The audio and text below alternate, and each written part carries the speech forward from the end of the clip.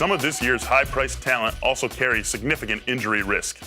You don't need to stay away from the following players entirely, but you do need to understand what you're getting into if you draft them. Word out of Patriots camp is that Rob Gronkowski is apparently just 50-50 to play Week 1. We know what Gronk does when healthy.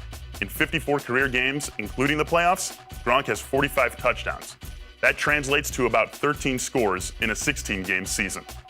He currently has an early third-round price tag, and I do think that is appropriate, even with the injury concerns. If you snag him, though, make sure you get another reliable tight end later in your draft.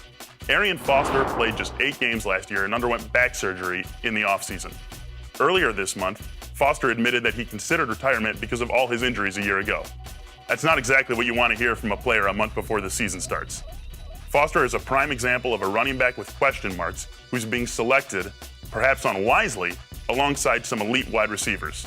Unlike Gronk, Foster is a player with injury concerns who is also a prime bust candidate.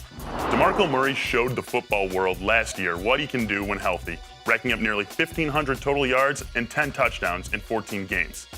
It was the first time in his 3-year career that he played more than 13 games and had north of 200 touches.